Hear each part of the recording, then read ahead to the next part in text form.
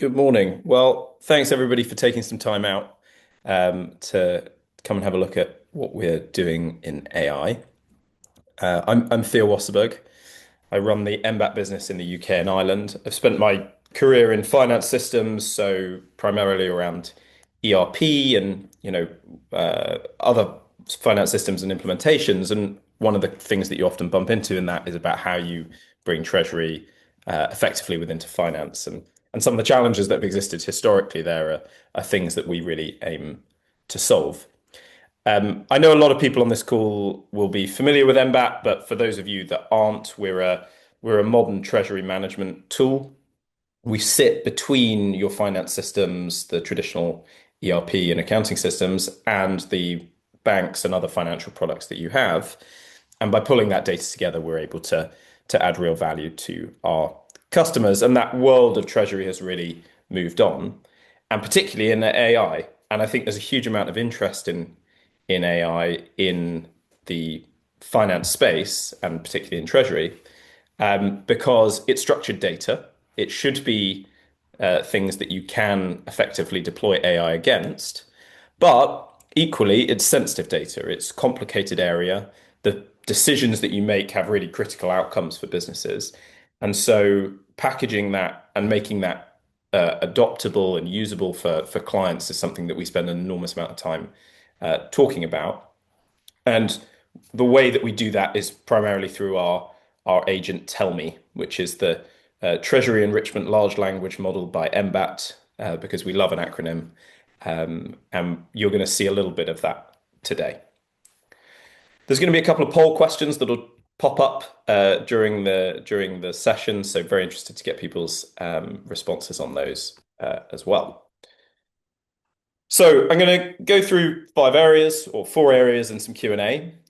First is compliance. We're going to get that done right up front because I think it's the thing that, is really the big blocker to adoption for lots of people in treasury and finance because of the concerns about where your data is going. And so we'll get into that. It's critical to being able to roll this out. Second, we'll talk about some design principles, right? I think it's just important to impart a sense of how we think about rolling out AI in these systems. I've got some specific use cases on slides, and then I'm going to give you a demo very quickly of cache optimization, and you'll see, just how powerful the AI is when you can effectively deploy it within your treasury and finance environment. And then lastly, we'll leave lots of time for Q&A. So if you have questions, please put them in the chat or get them ready for the end of the session. Great. So compliance first. There are a few things that you just have to keep in mind when you're adopting any of these systems. I think none of this is rocket science, but it is a challenge if you set out to build AI tools. I speak to lots of finance teams and treasurers where they're looking at how they deploy Claude or whatever it might be onto their systems, and you bump into lots of challenges. So first is having a security framework. So TellMe is compliant with ISO 27001. Having your finance systems operate within those frameworks is important. It's not just a tick box. It's about really having the right protocols and training within our staff, within the implementation teams, etc., to ensure that you are safe in the way that you deploy the system. Second thing is about data retention. It's almost the first question I get is, well, where's all my finance transaction treasury data going? And the answer here is it's not going anywhere. It stays within your environment because you obviously can't have your highly sensitive data going out into the external world. It's okay when you're asking ChatGPT for some recipe advice. It's not so okay when you've got important payment data that would get fed into an LLM. So the model is provided locally, the data is completely ring-fenced, and it's never transferred outside of that to a third party for processing. And then finally is the regulatory environment that we're operating within is changing dramatically. And so you may well be aware of the EU AI Act and the UK's AI regulatory framework. There's are these regulations, are they certifications? That the line is moving, but it's very important that we stay up to date and ahead of the regulatory environment that is so important here.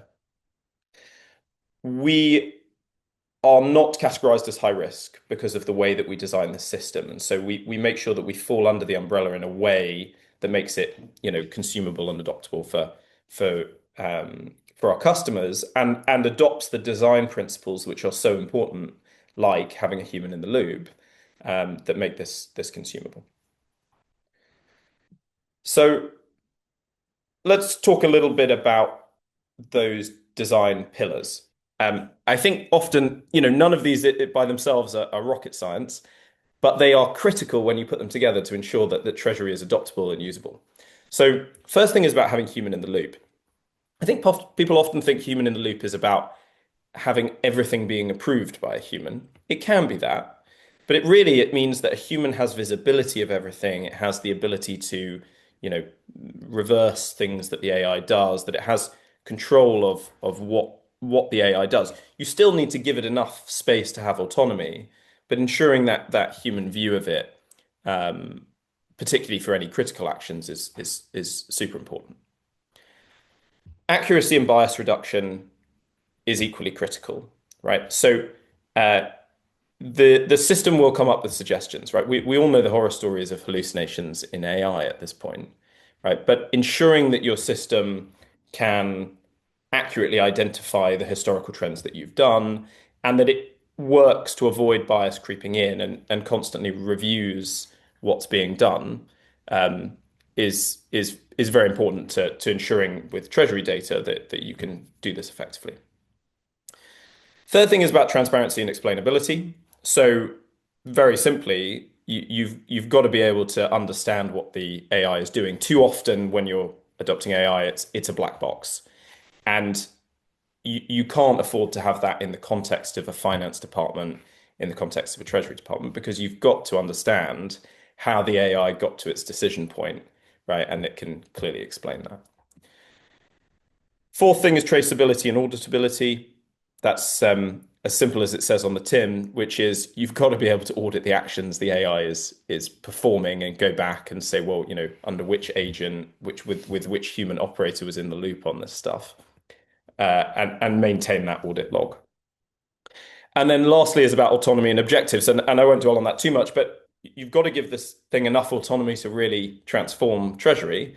And you've got to have very clear objectives about what it's trying to deliver. And you'll see throughout that we're very focused on delivering very specific outcomes in certain areas of Treasury where you can afford to, where you're able to deliver those. So I'm going to run through those in a bit more detail and give you a sense of how TellMe does that. So the first is this human in the loop concept. So what you're seeing on the left of the screen there is our doc, and you'll see this in the demo in a moment, that exists at the bottom. This is the AI interface, and it's got three modes, right? The AI operates with you in three kind of distinct ways.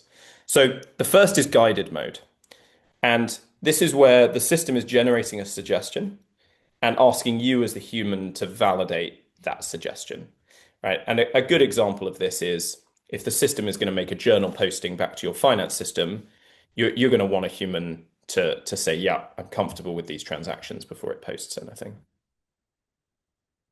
Silent mode is the most sort of autonomous approach. Its background activity and its action log mean that it can perform actions completely autonomously, but equally you can go in and reverse them and understand why and how it's done that. And that's where you have a really high degree of confidence in what the system can do, and the stakes are low enough that you can allow it to crack on by itself. And then the third mode is our ask mode, which is our conversational interface. Now, when I say conversational interface, what we've not built is a chatbot.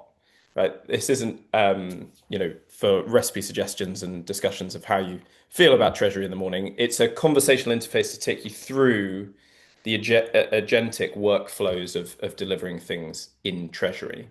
And so, I've written it there at the bottom, but what we always say is that this is like having a Treasury analyst, right? There are things you can let it crack on with. There are things it's going to come to you for advice on. And there are things that you're going to have a longer conversation with it about to work through. So if you think about accuracy and bias reduction, right, I've got an example here of transaction categorization. So we're connected up to the banks. All of the transactions come from the banks, right? And in this example on the left, there's 980 new transactions that have come through. Now, the system can operate in multiple modes there. And I should just say we've got the first question on the screen if you'd like to answer that. But while you're answering that, there are multiple ways that the AI is working here. So first is that the silent mode can kick in and it can say, I've seen these transactions before. I know that if it's Aon or Bupa, it's an insurance cash outflow, right? For example. And it can have an extremely high degree of confidence, equally with the traceability to go back through it. There are 140 transactions here which remain uncategorized and need your review. And that's the guided mode kicking in and saying, the AI might have an idea what it is, but it's not confident enough to finalize that data. And so it asks you as the user to go in and validate that. And so that combination where you achieve a threshold of confidence that the system can crack on versus having a guided approach is really important. And I think we'll stop sharing the poll and just get the results here. And if I just share the results, I don't know if everybody can see that. But what's interesting here is that the amount of time that people are spending is, the majority of people are spending more than 5 hours a week, or 44% of results is more than 5 hours a week on building and managing cash flow, right? It's a really time-consuming activity, and it's a structured activity, so it's ripe for AI. So let me close that down and let's move on. So transparency and explainability. You're going to see a much better example when I go in the demo, right? But the system can do things like generate forecasts based on a historical pattern. Now, that's a very powerful thing to be able to do. It can also identify deviations before the impact on your cash flow. But you want to understand how the system makes those decisions and drives it. And that's where you need to have that transparency. But I think when we get in the demo, you'll see a much better example of that. Traceability and auditability. Again, I just wanted to show you an example on the left, right? So it keeps a record and it keeps the time log and the user log of how all this stuff happens. When we get to autonomy and objectives, we're starting to think really about how do we define objectives for an AI agent to deliver, right? And how do we ensure that the system has enough autonomy to achieve that, but without, achieve the objective effectively, right? So a good example here is reconciliation. Now, reconciliation is something we've been doing for a long time, and all finance systems have a bank matching reconciliation, engine. But the automation levels on those tend to be quite limited.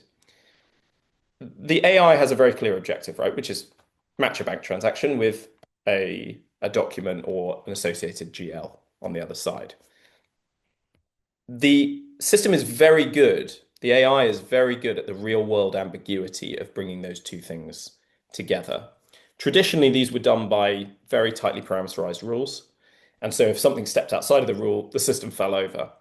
But in fact, if you can control that approach with AI, you can match those up more easily. So, it can understand the date range. It can understand where there's minor discrepancies in numbers or, formatting that normally force you into a manual process.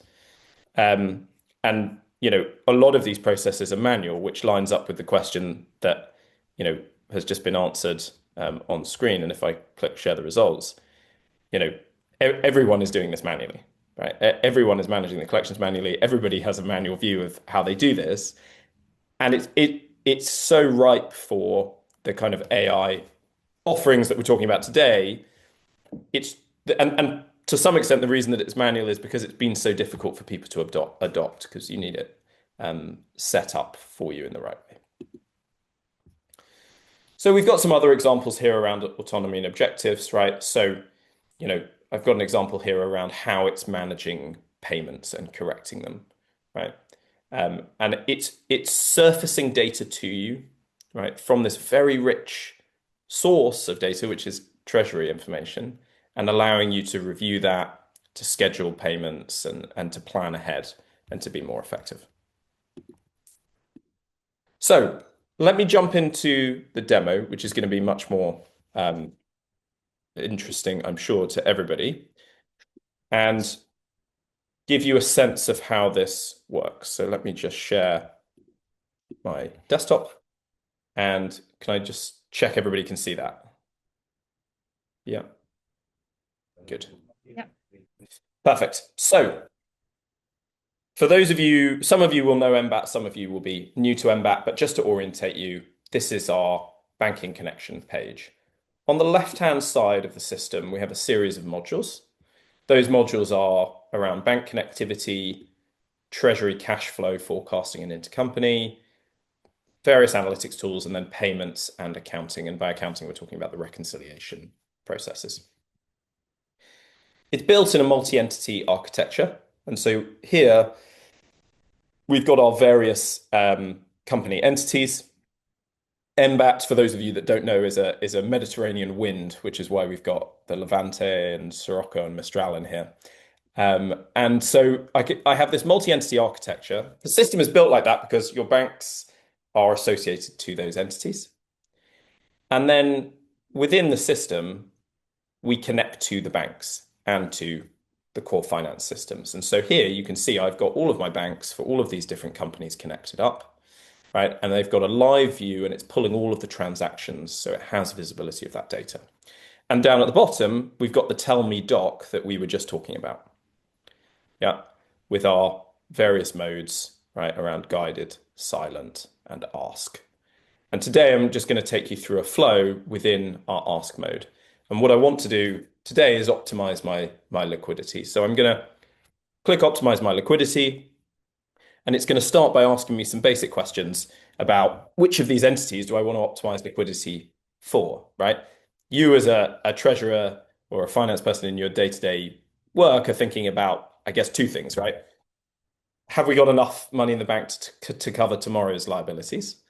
And secondly, beyond that, have we optimized what we're doing with that remaining cash? Am I the best treasurer I can be here? So let me take these two companies and confirm, and it's going to take me into an expanded version of the ask mode. So first thing it's asking me here is which of the banking products am I interested in here, right? And I'm going to just have a little look here, and I think let's take all of them. So I'm going to select all of these banking products. And what you can see here is you've got different types of accounts, checking accounts, credit lines, and you've got various conditions associated with the accounts. So I can see limits and the rates of these accounts. So the system has some context.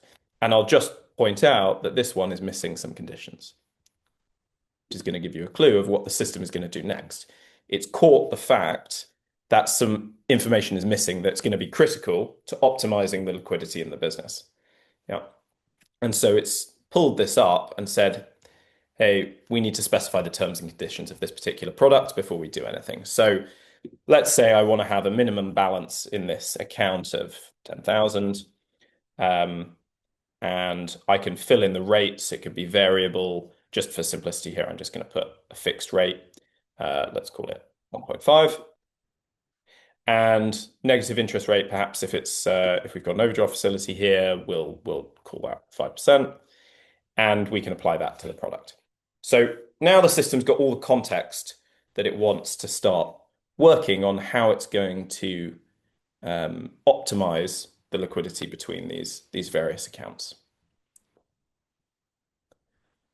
So last thing it wants is the whether this is intra-company or intercompany, right? Do you want this to go across entities? It's obviously going to have an intercompany impact from an accounting perspective. Today, we'll just keep it intra-company, but the system can handle a lot of complexity there. And it's now going to work through some reasoning to understand the best transfers that we can make. So it hasn't performed these yet. It's saying, look, I think that you as a user should transfer from account A to account B, right? And it can calculate the benefit of you doing that. And it's also surfacing the reasoning here. So if I hover, it's saying, well, why make this transfer? Right? And you can see how it's got to that conclusion, right? Uh, in your Treasury live, doing this is obviously time consuming and obviously difficult, particularly as the complexity grows. So having this information surface to you is important. Now, we have this bank connectivity built into the system. One of the capabilities that exists within Embat is payments. So that can be traditional payments, pushing a payment out, but it can also be treasury transactions like this. And so the system here can actually execute the final transactions for you.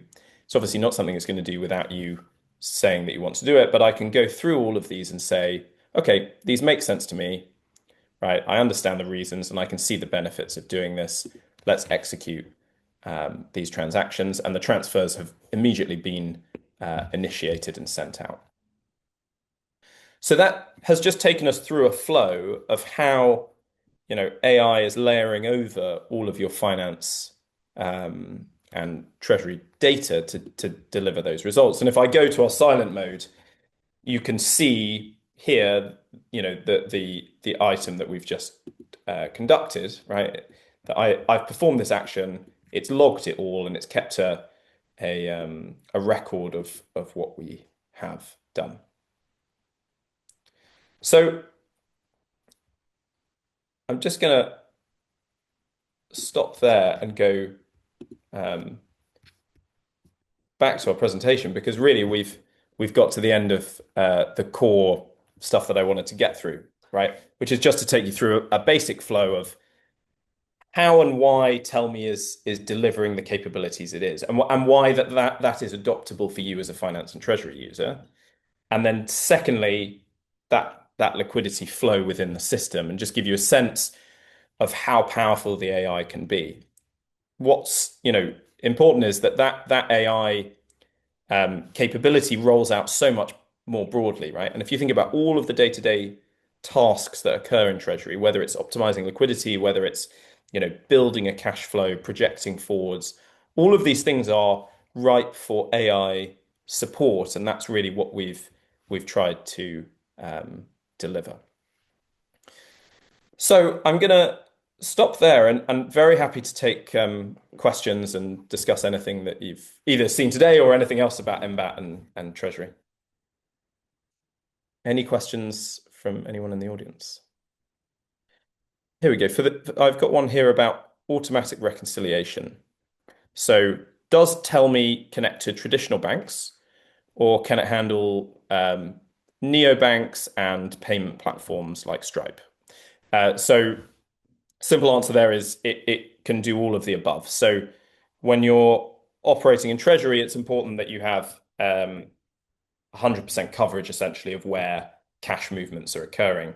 So that can be traditional banks, it could be neobanks, it can be payment gateways like Stripe, but it can also be, credit cards, credit lines, it can be travel and expense, right? Anything where you're seeing a cash movement is going to be critical to the system. Got another question about TellMe. So if TellMe makes a categorization suggestion, that isn't quite right, how do we correct it so it learns the next time? Understood. So, um, so just to clarify there, if we're in the guided mode we were talking about, it's asking for confirmation that it's correct. But whether it's in silent or guided mode, if we make an action and it is incorrect, I can go into the history and I can see who made that change, why that change was made, and I can obviously perform the reversal as needed because you need to have control over all of those items. Cool. Any other questions from the audience?